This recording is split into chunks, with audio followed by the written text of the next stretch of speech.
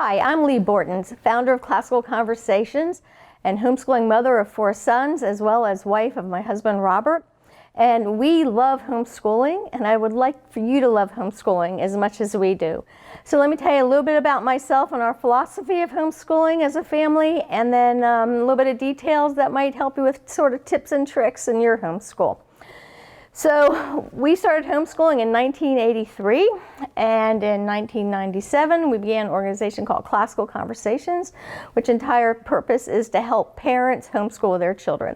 So you can see that I really do enjoy homeschooling. Let me share a verse with you.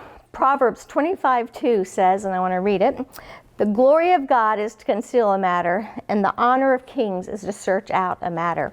As the queen mom of 4 children, we enjoyed a life of playing hide and seek with our Lord and Savior, Jesus Christ.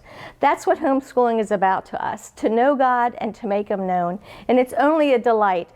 We've enjoyed every minute of our lives together and have never expected to do anything else but live as a family.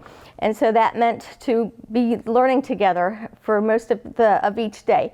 And now, of course, my grandbabies are enjoying homeschooling with my lovely daughter-in-law, April.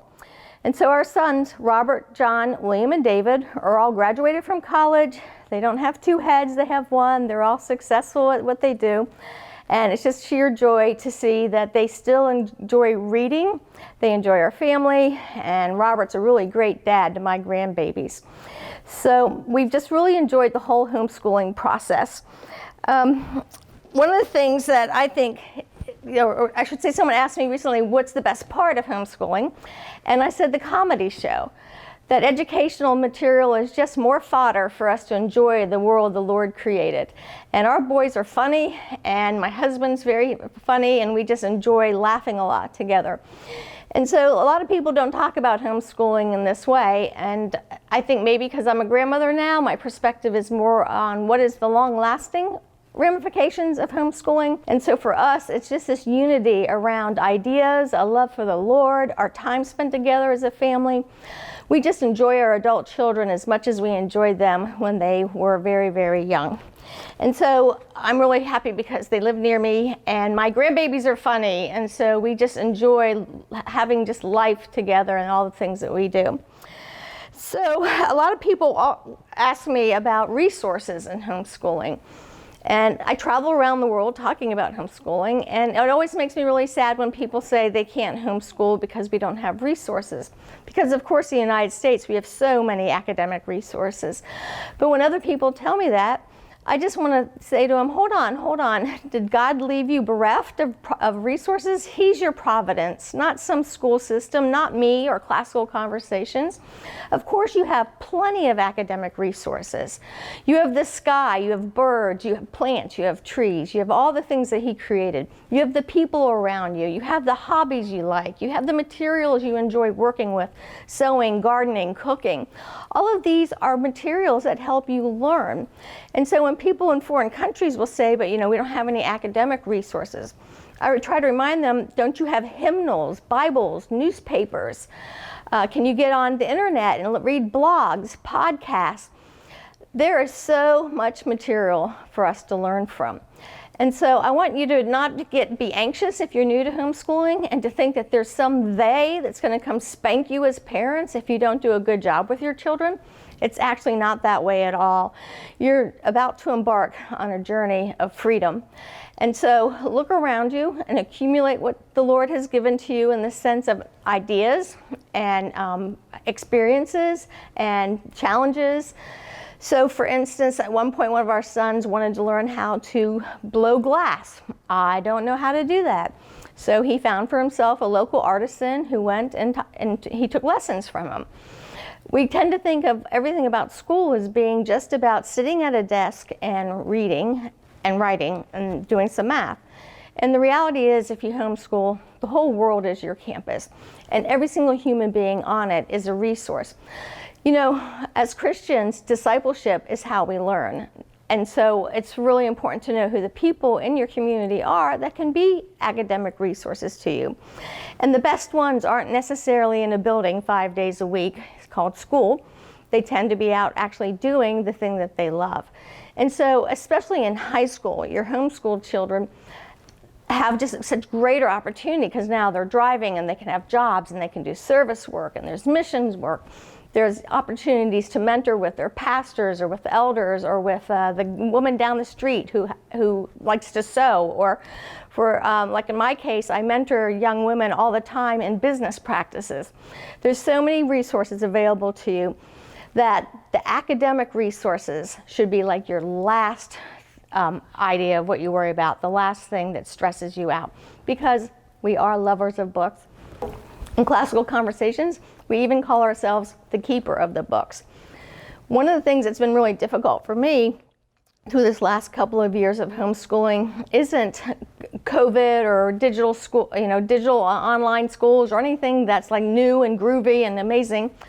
What's bothered me is that people are no longer reading. They're looking at bullet points, they're listening to podcasts, they're looking at images, but it's really hard to find a person now who says that they have read a book recently and can tell you what was in that book. So I want to encourage you to be keepers of the book. They are your best resource that sits on a table or on your lap or you take to the beach. Remember, you don't have to be at a desk to read a book. You can read books anywhere. And you know what else you can do? If there's 5 people in your family, you can buy 5 versions of the same book and all read it quietly together and discuss it. Or you can all pile into the master bed and read it out loud to one another. So do what you can to make books your resource, because this is kind of a warning to you. The literacy rate, the reading rate, the number of people purchasing books is dropping very quickly in the United States. And as a lover of classical education and looking at thousands of years of books from papyrus all the way up to the printing press and modern books on Audible, I just love the resources that way, because you can really stand on the shoulders of giants that came before you. You can learn what people have thought that you disagree with, that you agree with, that are warnings to you for how the choices you may affect your family, yourself, or your culture. I love having conversations with dead people and live people. And so between knowing my neighbors, knowing our children, knowing what they enjoy doing, knowing what books are on our shelves, and knowing what books aren't on our shelves, and what to buy, borrow, or steal from somebody else that loves book as much as us, those are our main resources. So this is why I feel anybody can homeschool. It does not matter how rich you are, or you don't have to spend the money on a lot of materials. They're everywhere. So the second question I get is scheduling. And I think about this from a lot of different ways. People want to know, well, how do you homeschool? And how do you sort your day when you homeschool? It's a really hard question to answer once you become involved in lifelong learning, because you just get up and you live your life and you fit in all the academics when you can. So let me give you some tips on there and maybe some advice. In fact, I can give you a guarantee on how you can be successful as a homeschooler. Reading is the #1 activity that we use to think of great thoughts, think hard thoughts, difficult thoughts. Where there's no face involved, where there's not somebody showing us something. There's just scribbles on a page. So learning to read and read well is not always easy, and the wrestling makes it so that your brain develops more abilities. But it also allows you to cross geography and history, time and space. And so you can read thoughts from anybody. Most people won't trust this, but I guarantee you that if you read out loud an hour a day to all your children at the same time, at a variety of levels and a variety of mixed topics, an hour a day, and then an hour a day you let your children pick to read what they wanted to read, 2 hours of reading basically a day, you would be really well educated. You'd be extremely well educated, because here's what will happen. Initially, your children will struggle with reading when they're young, but eventually you'll keep at it and they'll be able to read well. And then they'll read the things they enjoy and the things that are easy and familiar and approachable to them. But by reading aloud to them, you begin to introduce topics that are a little bit above their head, or maybe not their special interest, or something they've never thought of before that gets you excited and your passion comes through in the reading of it. What you'll start to notice is over time, your children's books choices will broaden as your book choices broaden. And then think of the amazing conversations you can have if you've read 2 hours a day, similar material with your children. An hour of the same books and an hour of just the books that they choose. I promise you, it's very inexpensive to do that, and that if you do it for their lifetime, till they're 18, 19, 20 years old and they're launched elsewhere, you will do very, very well. My second tip for you is, if you're an American, you're probably in the car or on the train or in a vehicle a lot. So I call it car school. And car school is where we spent a lot of time, because the kids were captured, memorizing. And as a classicalist, memory work is really important to us.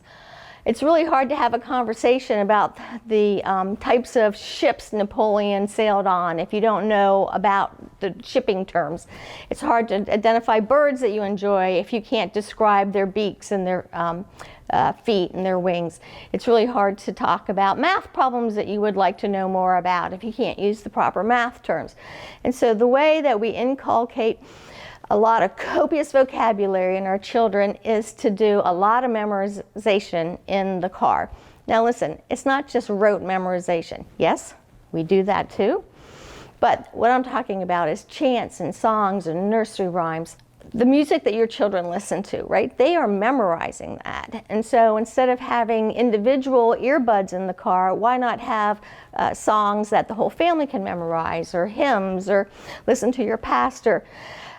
We have, through classical conversations, academic memory work, so you can listen to timelines or geographical locations or Latin endings. There's just so much that we do in the car because it's captured space, and Mama gets to control the radio. Even when I had teenagers in the car, that's what we did. And they can listen to great stories on Audible. There's so many moments in the car that we can use in order to really educate our children in the ability to memorize. And the point of the memorization is to make it so that when they're in high school, they remember still how to memorize. So if they are taking in high school or college a biology course and they have 500 parts of the body to memorize, they know how to do it. They've been doing it their whole life with you. If they want to know how to study Latin or foreign language, they've been memorizing. So it's really important that they know how to memorize, they're confident in it, and it's really done a lot to build up their confidence. Most things in life aren't so much that they're hard as that they're unfamiliar. And learning to memorize information helps it so that hard things can become familiar things, because it's hard to think about words and ideas that you're not familiar with. So that's my time. Thank you so much for listening to me. I just want you to love homeschooling. School in the car, in the backyard, on the basketball court, while you're in the doctor's office. Use those moments so that whenever you actually have a whole block of time, you can go travel as a family, or work on dinner together, or do various things that you can do that you'd like to do together. And school doesn't become this thing that weighs you down, but instead is this beautiful thing that just fits into your life. And if you have older children, I would really encourage them to be writing at night after they've read for about an hour. Thank you very much. And America, bless God.